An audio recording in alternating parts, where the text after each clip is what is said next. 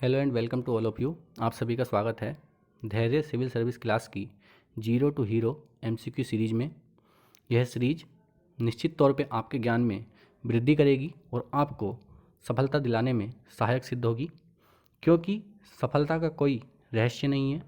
यह परिणाम है आपकी तैयारी, आपकी कठिन मेहनत और असफल व्यक्तियों से सीखने का। तो इसी के साथ हम शुरू करते हैं zero to hero MCQ series को। इसका पहला क्वेश्चन है, हड़प्पा सभ्यता के संपूर्ण क्षेत्र का आकार किस प्रकार का था? वर्गाकार, आयताकार, त्रिभुजाकार, गोलाकार। इसका जो राइट आंसर है वो है त्रिभुजाकार। ठीक है, इसके बारे में थोड़ी सी और जानकारी लेते हैं। जो सिंधु घाटी सभ्यता थी उसका उत्तरी स्थल था मांडा, पूर्वी स्थल था आलमगीरपुर मेरठ में, दक्षिणी स्थल दैमाबाद महाराष्ट्र में और पश्चिमी स्थल था सूतका गैंडोर बलूचिस्तान पाकिस्तान का क्षेत्र था। इसका जो कुल क्षेत्रफल था सिंधु घाटी सभ्यता का था वो था 12,99,600 वर्ग किलोमीटर, और ये आधुनिक पाकिस्तान और उस समय की मिस्र और मेसोपोटामिया से भी बड़ा था। नेक्स्ट क्वेश्चन देखते हैं, हड़प्पावासी किन किन वस्तुओं का आयात करते थे? ऑप्शन है चांदी, टिन, सोना। आयात का मतलब होता है कि बाहर से जब भी हम किसी वस्तु को मंगाते हैं तो उसको आयात कहते हैं। हड़प्पावासी इनमें से किसका आयात करते थे? इसका जो सही आंसर है वो है ऑप्शन ए 1, 2 एंड 3। इसके अलावा अन्य चीज़ों का भी वो लोग आयात करते थे, एक नज़र उन पर भी डालिए। जैसे टिन अफ़गानिस्तान से आता था, तांबा खेतड़ी राजस्थान से आता था, चांदी ईरान अफ़गानिस्तान से आती थी, सोना अफ़गानिस्तान और दक्षिण भारत में आपने हट्टी की खान सुनी होगी। इसके अलावा सेलखड़ी बलूचिस्तान राजस्थान से, सीसा ईरान से, शिलाजीत हिमालय क्षेत्र से का भी आयात किया जाता था। नेक्स्ट क्वेश्चन, सूची 1 को सूची 2 से सुमेलित कीजिए। इसमें कुछ उपवेद और उससे संबंधित वेद दिए गए हैं जिसका आपको सही मिलान बताना है। आयुर्वेद, धनुर्वेद, गंधर्व वेद और शिल्प वेद। जो 4 वेद हैं वो है ऋग्वेद, यजुर्वेद, सामवेद और अथर्ववेद। इसका जो सही आंसर आएगा, जो आयुर्वेद है वो है हमारा ऋग्वेद का, जो धनुर्वेद है वो मिलता है हमारा यजुर्वेद से, उसके बाद गंधर्व वाला मिलेगा हमारा सामवेद से, और जो शिल्प वेद है वो मिलता है हमारा अथर्ववेद से। तो इसका 1, 2, 3, 4 जो पहला ही ऑप्शन है वो सही है। इनके बारे में थोड़ी सी और डिटेल जानते हैं। आयुर्वेद ऋग्वेद का उपवेद है, इसके कर्ता धन्वंतरी हैं। इसमें रसायन शास्त्र, खनिज विज्ञान, वनस्पति विज्ञान, शल्य चिकित्सा का वर्णन है। जो धनुर्वेद है वो यजुर्वेद का उपवेद है और इसके कर्ता विश्वामित्र हैं। इसमें अस्त्र शस्त्र चलाने और उनमें प्रवीणता प्राप्त करने की विधि का बताया गया है। गंधर्व वेद ये सामवेद का उपवेद है, इसके कर्ता नारद मुनि हैं। इसमें गान विद्या के प्रमुख अंगों जैसे गायन, वादन, नृत्य आदि का विशद वर्णन दिया हुआ है।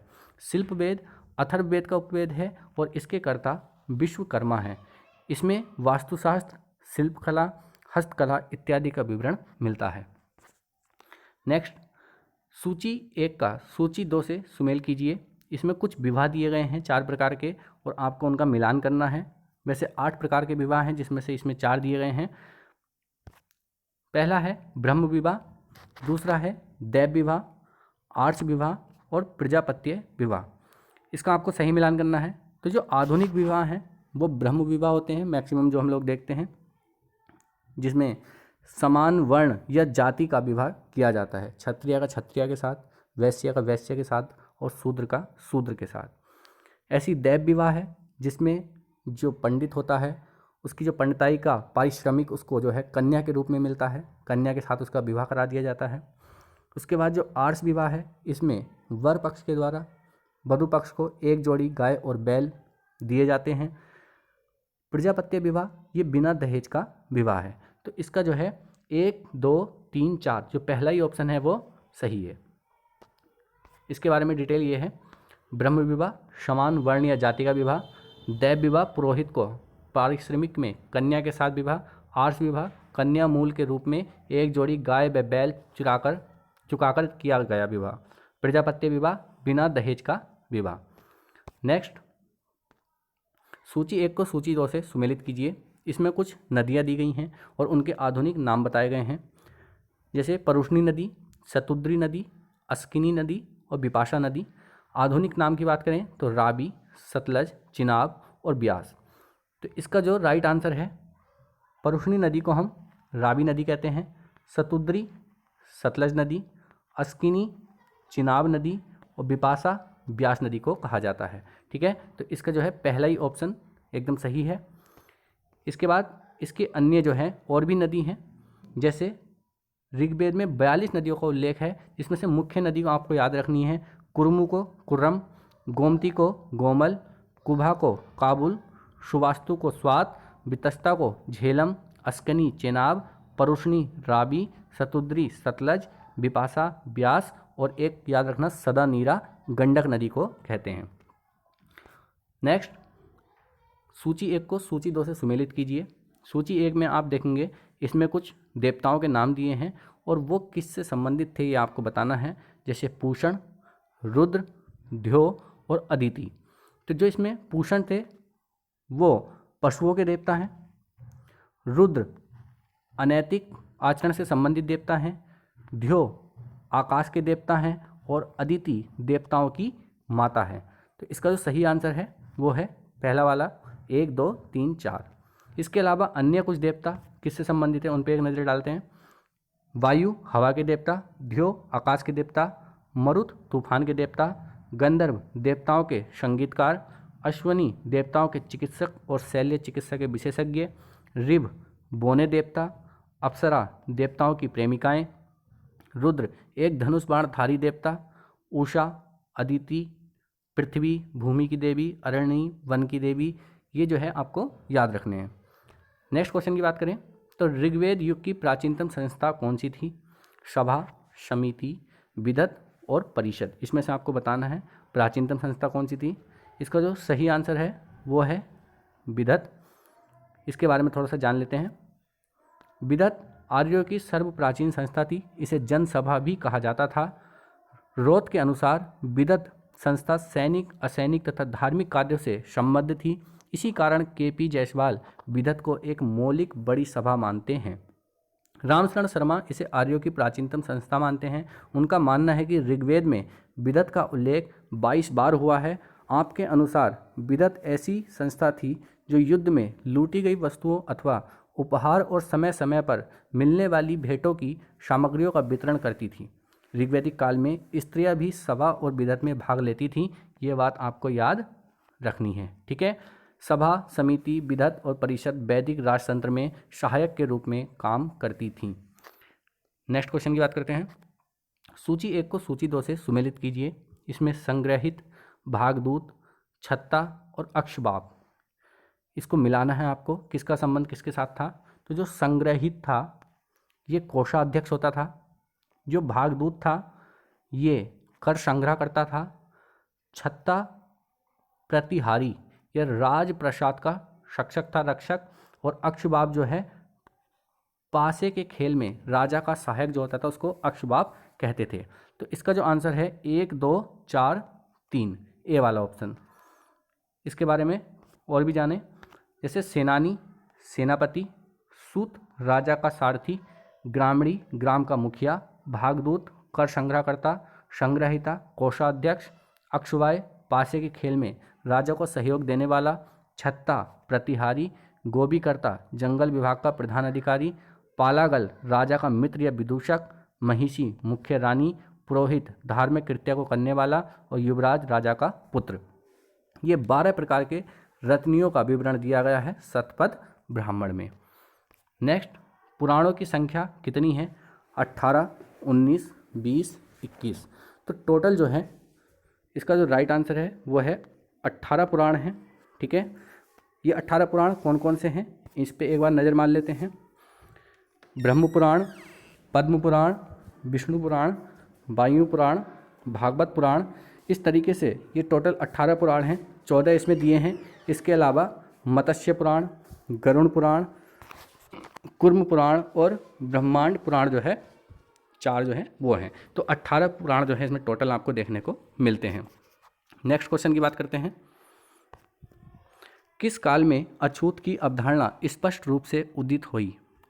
तो जो अछूत की अवधारणा है वो ऋग्वैदिक काल में, उत्तर वैदिक काल में, उत्तर गुप्त काल में या धर्मशास्त्र के काल में, किसमें जो है स्पष्ट रूप से उदित आपको मिलती है? इसका जो सही आंसर है वो है उत्तर वैदिक काल में। इसके बारे में देख लीजिए। उत्तर वैदिक काल तक समाज स्पष्ट रूप से 4 वर्णों में विभाजित हो चुका था। और ये 4 वर्ण कौन से थे? ब्राह्मण, क्षत्रिय, वैश्य और शूद्र। इस काल में वर्ण व्यवस्था कर्म पर आधारित न रहकर जाति पर आधारित हो गई।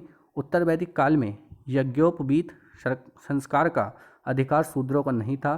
तैत्तिरीय ब्राह्मण के उल्लंघन के आधार पर ब्राह्मण सूत का, क्षत्रिय सन का, वैश्य ऊन का यज्ञोपवीत धारण करते थे। तो इस चीज़ को आपको याद रखना है कि कौन सा वर्ण किस चीज़ का जो है यज्ञोपवीत धारण करता था। उसके बाद इनका संस्कार कब होता था? उपनयन संस्कार ब्राह्मणों का जो है वसंत ऋतु में, क्षत्रियों का ग्रीष्म ऋतु में, वैश्यों का शीत ऋतु में होने का विवरण मिलता है। तो ये भी जो है यहाँ से महत्वपूर्ण क्वेश्चन है कि किस ऋतु में किसका जो है उपनयन संस्कार देखने को मिलता है। इसके अलावा सर्वप्रथम ऐत्रेय ब्राह्मण में चारों वर्णों के कर्मों के विषय में विवरण मिलता है। ब्राह्मणों को आदायी दान लेने वाला, शोपाई एवं स्वेच्छा से भ्रमणशील कहा गया है। क्षत्रियों अथवा राजा भूमि का मालिक प्रजा का सेवक एवं देश का रक्षक होता था। प्रायः ब्राह्मणों और क्षत्रियों के बीच श्रेष्ठता हेतु प्रतियोगिता होती रहती थी। नेक्स्ट क्वेश्चन की बात करते हैं। निम्नलिखित में से किसे उग्रसेन भयानक सेना का स्वामी कहा गया है? तो इसका जो राइट आंसर है वो है महापद्म नंद। ठीक है,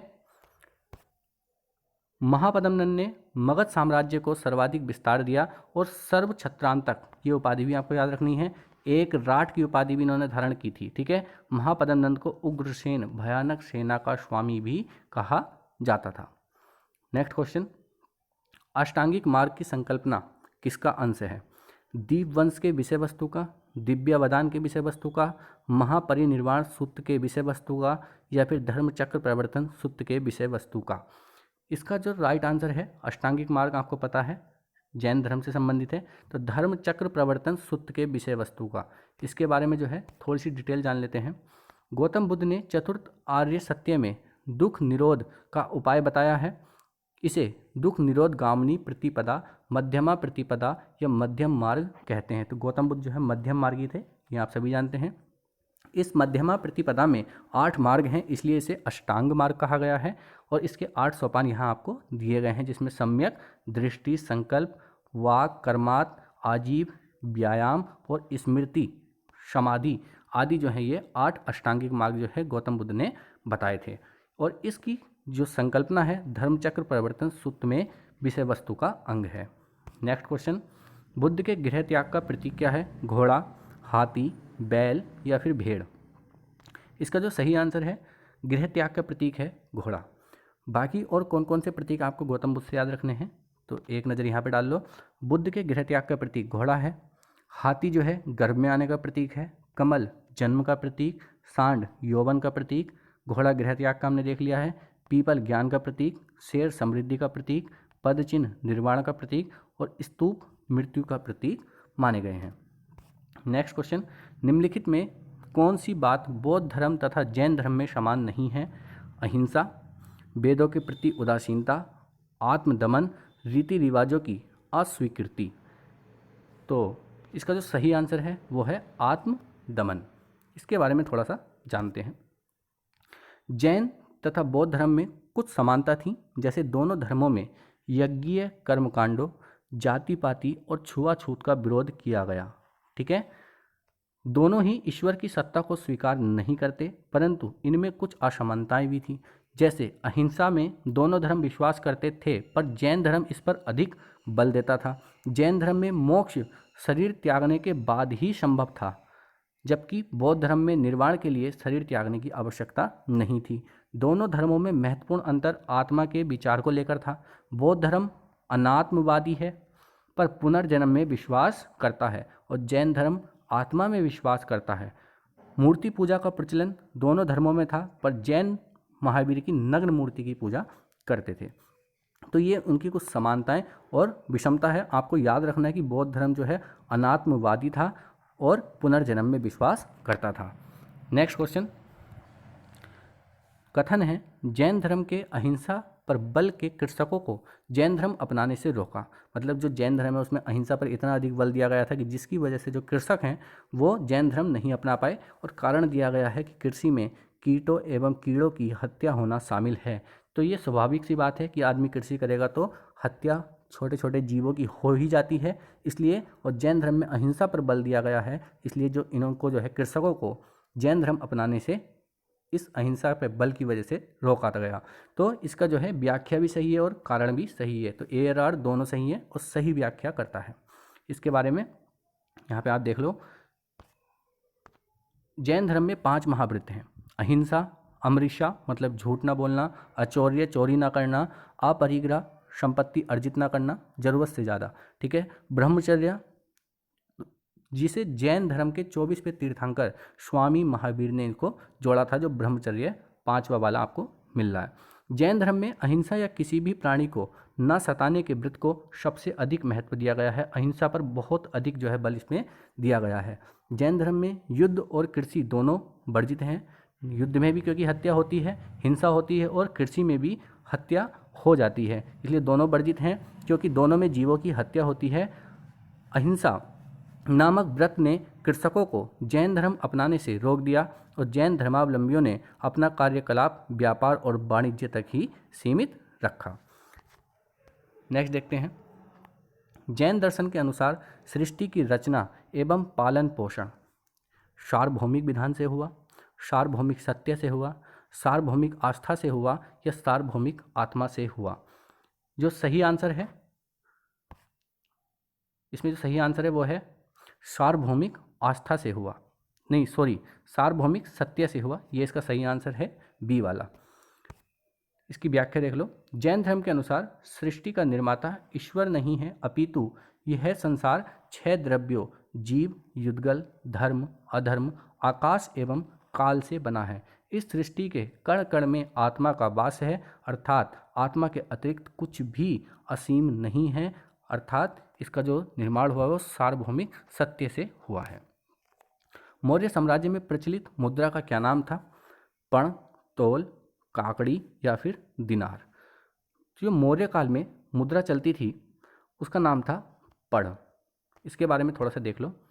मौर्य काल की राजकीय मुद्रा पण थी। यह चांदी का सिक्का था। इसका भार 3/4 तोले के बराबर था। इसके ऊपर सूर्य, चंद्र, पीपल, मयूर, सर्प आदि के चित्र खुदे होते थे। इन्हें आहत सिक्का भी कहा जाता था। सिक्के स्वर्ण, चांदी और तांबे के बने होते थे। नेक्स्ट है, मौर्य काल में शिक्षा का सर्वाधिक प्रसिद्ध केंद्र था वैशाली, नालंदा, तक्षशिला या फिर उज्जैन। तो मौर्य काल में आपने चंद्रगुप्त मौर्य का नाम सुना ही होगा, जो संस्थापक थे। चाणक्य का नाम सुना ही होगा। तो ये सब कहाँ थे? तक्षशिला में थे। ठीक है, तो सर्वाधिक प्रसिद्ध केंद्र तक्षशिला था। मौर्य काल में तक्षशिला शिक्षा का सर्वाधिक प्रसिद्ध केंद्र था। इस बात की पुष्टि बौद्ध ग्रंथों और चीनी यात्रियों के वृत्तांत से हो जाती है। 7वीं शताब्दी ईसा पूर्व से 4वीं शताब्दी ईस्वी तक तक्षशिला को ज्ञान और विद्या का केंद्र बने रहने का सौभाग्य मिला। कौशल नरेश, प्रसेनजीत, कौटिल्य, चंद्रगुप्त मौर्य, जीवक, ठीक है, पाणिनि, पतंजलि आदि ने यहाँ से शिक्षा प्राप्त की। बौद्ध साहित्य से ज्ञात होता है कि तक्षशिला विश्वविद्यालय धनुर्विद्या और वैद की शिक्षा के लिए तत्कालीन सभ्य संसार में प्रसिद्ध था। नालंदा शिक्षा के रूप में गुप्त काल में विकसित हुआ। ठीक है, इस कुमारगुप्त ने इसकी स्थापना करवाई थी नालंदा की, और मौर्य काल में था वो तक्षशिला प्रसिद्ध केंद्र था। नेक्स्ट है, निम्नलिखित किस शहर में अशोक के शिलालेख नहीं है? गिरनार, कंधार, पाटलिपुत्र, टोपरा। ठीक है, तो इसका जो सही आंसर है वो है पाटलिपुत्र। ठीक है, कंधार की जगह अगर यहाँ पे पाकिस्तान का कोई वो देता क्षेत्र तो और ज़्यादा सटीक आंसर ये बैठता, लेकिन इसमें जो सही आंसर है वो है पाटलिपुत्र। इसके बारे में आप देख लो कहाँ कहाँ से मिले हैं। अशोक के 14 दीर्घ शिलालेख जो 8 भिन्न भिन्न स्थानों से प्राप्त हुए हैं। धौली उड़ीसा के पुरी जिले में, शहबाजगढ़ी पाकिस्तान में, मानसेहरा पाकिस्तान के हजारा जिले में, कालसी उत्तराखंड देहरादून में, जोगढ़ उड़ीसा में, सोपारा महाराष्ट्र के पालघर में, एरागुडी आंध्र प्रदेश, गिरनार काठियावाड़ के जूनागढ़ के पास यहाँ पे देखने को मिले हैं। नेक्स्ट, इसकी एक ट्रिक भी याद कर सकते हो, शाम को जो सोए गधा, उसमें ये सारे जो हैं आपको आ जाएंगे। नेक्स्ट है, मेगास्थनीज ने भारतीय समाज को कितनी श्रेणियों में विभाजित किया? 4, 5, 6 या फिर 7? तो मेगास्थनीज जो है सेल्यूकस निकेटर का राजदूत बनकर चंद्रगुप्त मौर्य के दरबार में आया था और अपनी उसने एक पुस्तक लिखी जिसका नाम था इंडिका। उसमें जो है इसने भारतीय समाज को 7 श्रेणियों में विभाजित किया था। ये 7 श्रेणी कौन कौन सी थी? दार्शनिक, किसान, अहीर, कारीगर, शिल्पी, सैनिक, निरीक्षक, सभासद तथा अन्य शासक वर्ग। ठीक है, तो ये इसकी 7 श्रेणियां हैं जिसमें इसको भारतीय समाज को इसने विभाजित किया। नेक्स्ट है, त्रातार या फिर मुक्तिदाता की उपाधि किस वंश के शासकों ने धारण किया? शक, कुषाण, हिंद यवन या फिर पार्थियन? जो त्रातार या मुक्तिदाता थे वो जो उपाधि है वो शक शासकों ने धारण की है। इसके बारे में थोड़ा सा देख लो। त्रातार मुक्तिदाता की उपाधि शक वंश के शासकों ने धारण किया था। नेक्स्ट क्वेश्चन है, किस हड़प्पाकालीन स्थल से प्राप्त जार पर चोंच में मछली दबाए चिड़िया एवं पेड़ के नीचे खड़ी लोमड़ी का चित्रांकन मिलता है जो पंचतंत्र के लोमड़ी की कहानी के सदृश्य है?